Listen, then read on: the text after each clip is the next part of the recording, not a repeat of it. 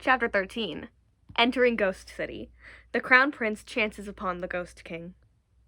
Much ashamed, it wasn't until 4 hours later that Shilian had the time to sneak a peek at his scroll to finally learn this Windmaster's backstory. The 5 elemental masters of the Heavenly Realm used their titles in place of their surnames. For example, before the Earthmaster ascended, his mortal name was Ming Yi. After ascension, he was addressed as Earthmaster Yi. As for the Windmaster, his former name was Shi Qingxiong, but after ascension he was called Windmaster Qingxiong. Befitting of his title, his personality was like a breeze. He was sociable and generous, uncaring about petty details, and very popular in the heavens, as was apparent from him easily tossing out 10,000 merits in the communication array. But, at the end of the day, as his older brother was the god who controlled mortal wealth, of course the Windmaster was generous and uncaring about petty details. Indeed, the older brother of the Windmaster Qingxiong was the one they called Water Tyrant, the Water Master Wudu. Descending to the lower realms together, the two gods walked side by side, chattering as they traveled. Shilian had his arms crossed, and he commented sincerely, "The Pei family producing 2 ascended generals under one name was already a legend, but you and your brother ascending at the same time, one wind, one water, that is truly a tale of wonder." It must be known that in 1,000,000 people, there might not even be one with the ability to ascend.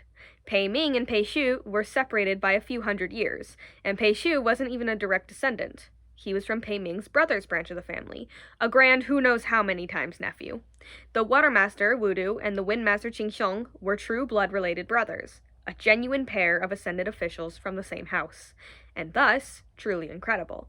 Shi Qingxiong laughed it off. "It's nothing. My brother and I grew up in the same place, went to school under the same teacher, and cultivated the same paths, so naturally we ascended together in the same lifetime." That was something Shilian had also learned when he was cramming from the scroll earlier. One of the two elemental masters, Shi Wudu, ascended first. But after only a few years, his brother Shi Qingxiong also successfully transcended a heavenly tribulation. Mortals often worshipped the two heavenly officials together in the same temple, and praised them as equals. It was obvious that the two brothers enjoyed an excellent relationship. The Water Master must be the reason why Pei Ming wouldn't touch the Windmaster, as San Lang and Nanfeng had mentioned. After all, the brother of the Water Tyrant was not one to be picked on so easily. Having thought thus far, another point came to Shilian's mind. He considered it before asking, "Lord Windmaster, at the Palace of Divine Might, from the way General Pei spoke, it sounded as if he shared a friendship with your brother. Won't your filing the complaint against General Pei Jr. affect—" "Nah," Shi Qingxiong replied. "My brother already knows I can't stand Pei Ming." "Knowing is one thing, acting is another," Shilian said. "Won't this cause a rift between Lord Watermaster and General Pei? If it caused a rift, even better. I wish my brother would stop hanging out with him and leave that 3 tumors label behind one day," Shi Qingxiong said. Shilian stopped. "What 3 tumors?" Shi Qingxiong exclaimed, astonished. "What? You don't know about that either? Fine, all right. I know you're not up to date on anything. You can just listen for giggles. The 3 tumors is the moniker given to the 3 heavenly officials who have a bad rep with basically everyone but are best buddies with each other, namely Mingguang, Lingwen, and my brother." "I can't believe it's not Shilian, Shilian thought. Shi Qingxiong fanned his Windmaster fan and continued, "Even if I can't stand him, the whole business this time around was little Pei's fault. There's no way I'd let Pei Ming pin this on the state preceptor of Banyue and protect little Pei. It doesn't matter if you're a mortal or a god or a ghost. You have to be responsible for your own actions. Bullying a little girl is low." The last line was uttered in contempt, and Shilian smiled. "The Windmaster is a defender of justice." Shi Qingxiong laughed. "You're not bad yourself. I'd heard rumors here and there about Banyue Pass, but never had the time to investigate.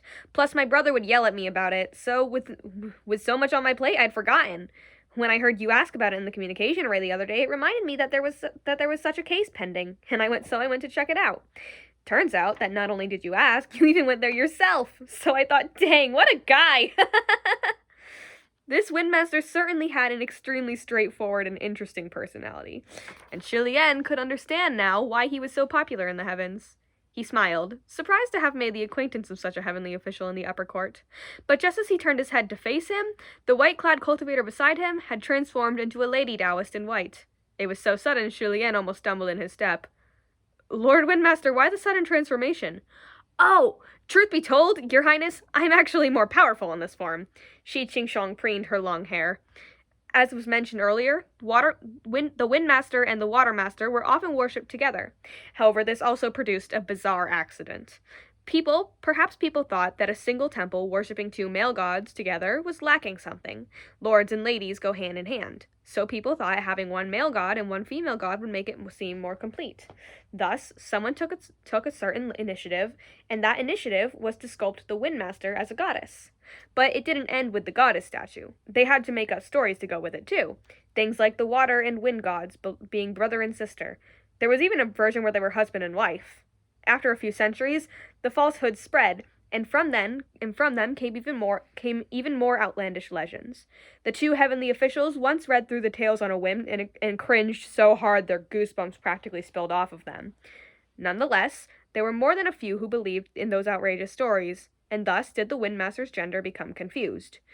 "My lady, prithee watch over me," could be heard all over the place. Thus, Shi Qingxiong was also known by the moniker Lady Windmaster. Although silly, such absurd occurrences were not rare. Ling Wen, for example, had a similar experience. She was a lady heavenly official, but she never dressed flamboyantly like the other celestial maidens. She was often dressed in black attire. She was competent and efficient and spent her days working madly through stacks and stacks of administrative scrolls at her palace. If one should ask any mortal, "Is Ling Wen a man or a woman?"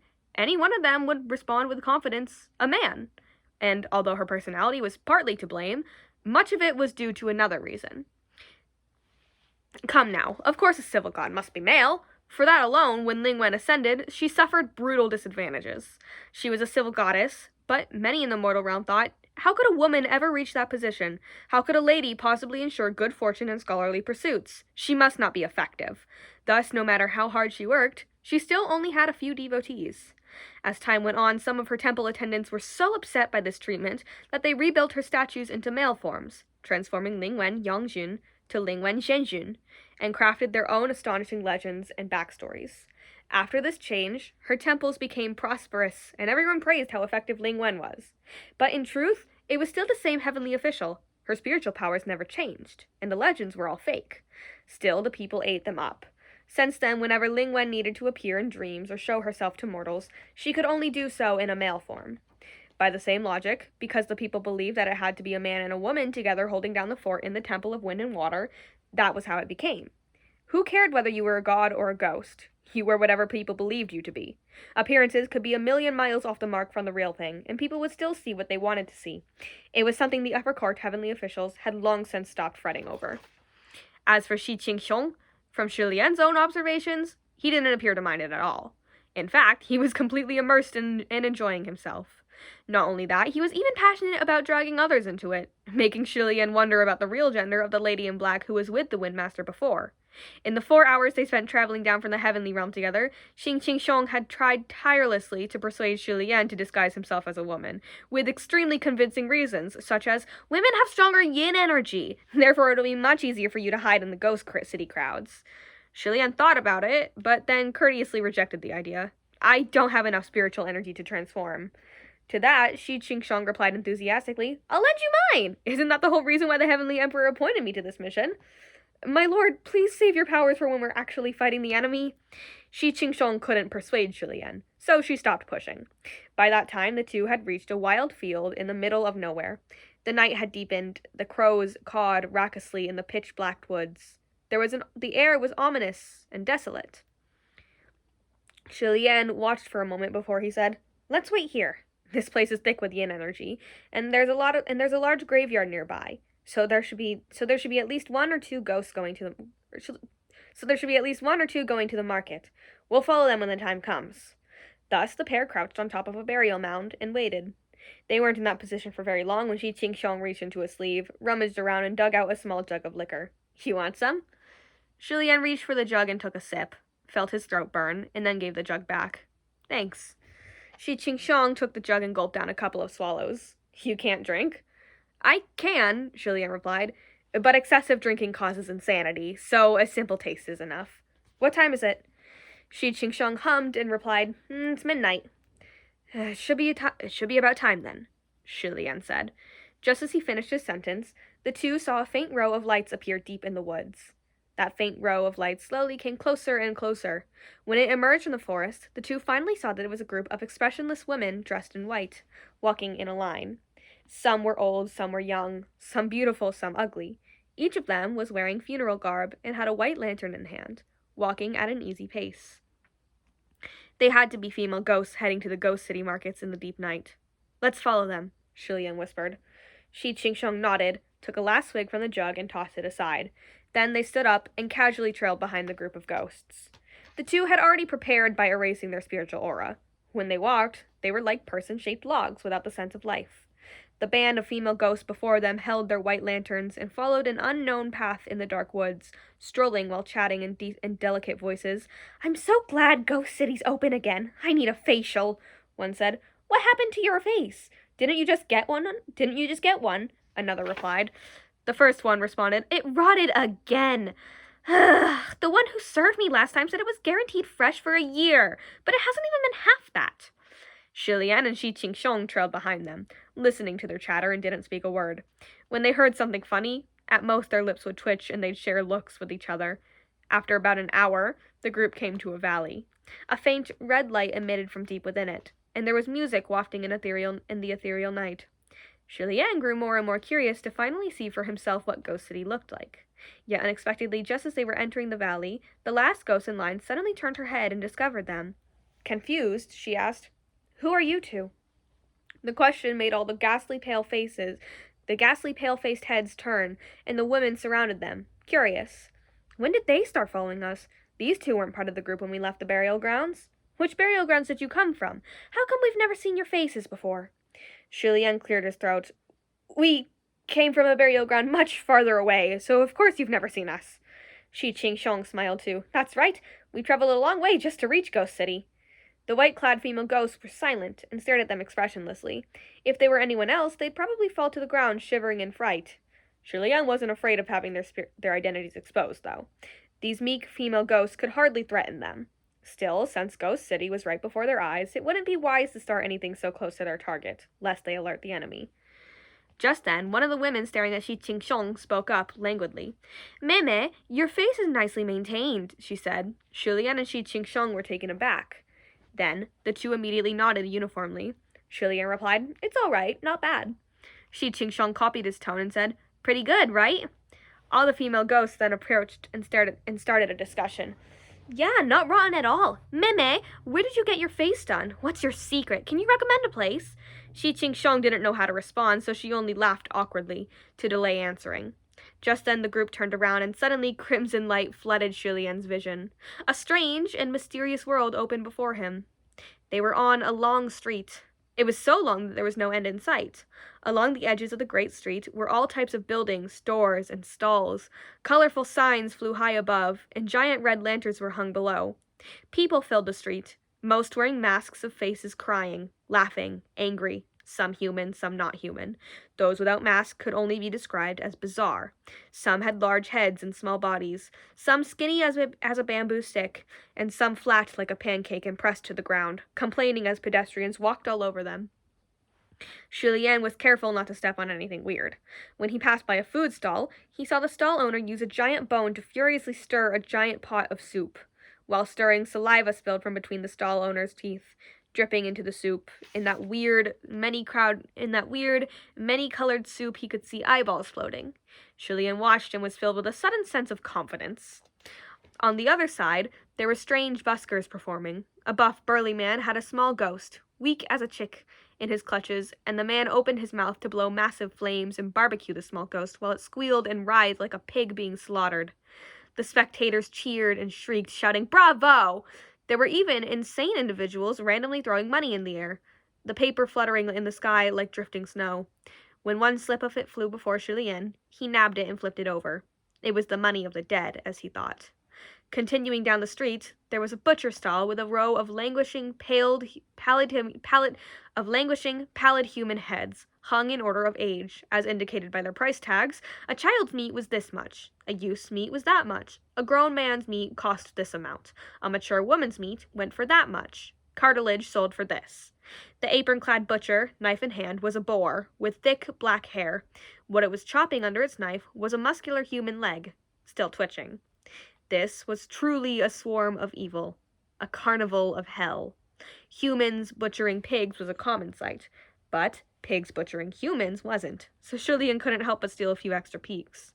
The boar noticed him the boar noticed him watching though and immediately reacted. "What are you looking at? You buying?" Julian shook his head. "No."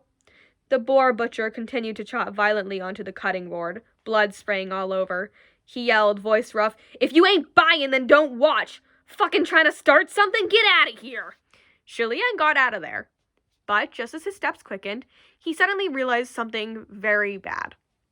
The group of female ghosts and Shi Qingsheng had disappeared without a trace.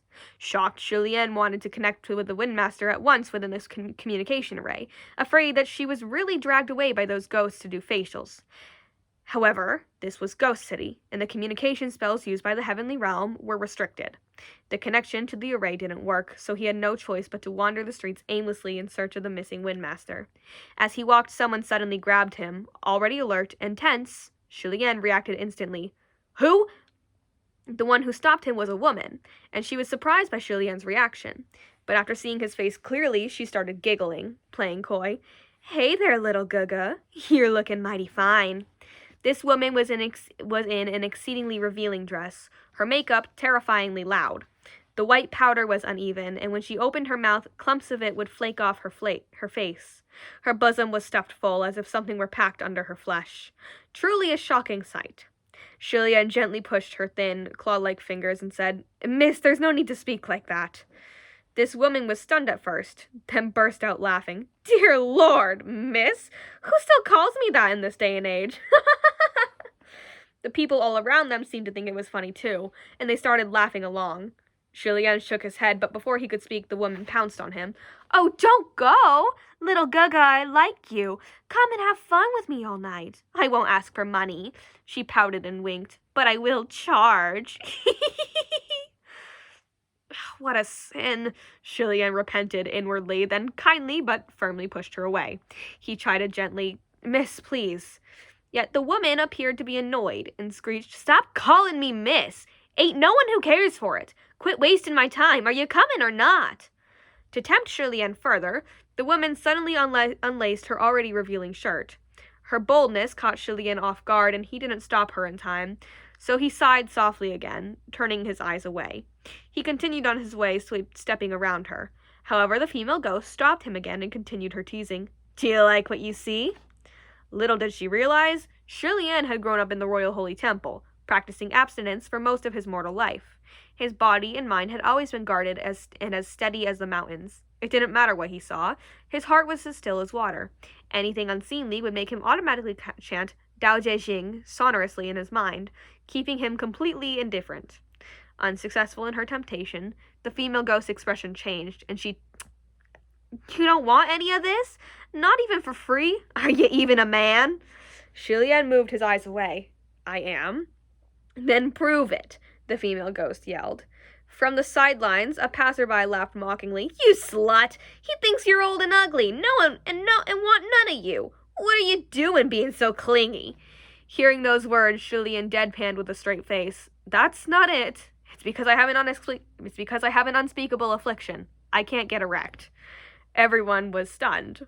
Then in a flash, boisterous laughter erupted. The victim of ridicule was now Julian. None had ever met a man who was brave enough to announce in public that he had such a problem. However, to someone like Julian, it didn't matter in the least whether his root of evil could sin or not. So he developed the habit of using that as an excuse to get out of these kinds of situations. And it was a method that worked exceeding excellently every single time. Sure enough, the female ghost redid her shirt immediately and stopped pestering him. "No wonder you're like this. What a pig! If you have a problem, why didn't you say so sooner?" Not far behind, the boar butcher chopped down again and yelled, "Fucking slut! What's that you say? What's wrong with pigs?" The female ghost wasn't scared and yelled right back, "Yeah, what's wrong with pigs? Fucking animals!" Soon the long street was filled with shouting and squawking and people hollering. That ghost woman Long Chung is starting shit again. Butcher Shu is chopping ghosts. The two sides rowdily started tearing into each other, and in the midst of that pandemonium, Julien was finally able to slip away. After he'd put some distance between them, he looked back toward the crowd and heaved a sigh. Julien walked a bit more, and soon he came upon further commotion ahead. He stopped in front of a gigantic red building. This building was extraordinary in its grand and imposing style. Its columns, roofs, walls, and everything were painted a magnificent bright red, and the floors were covered in thick, exquisite carpet. If it must be compared, this building was on par with heaven's palaces. The only difference was one of aesthetics.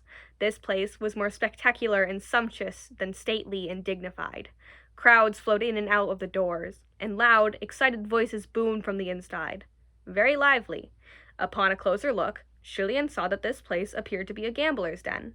Julien walked up the doors, and on top of the two pillars at the entrance, there was a set of couplets. The left said, "Money over life," and the right said, "Gains over shame." On top of the horizontal beam, it said, "Ha ha ha ha." The lines were vulgar and crass, not worthy of being entrance couplets.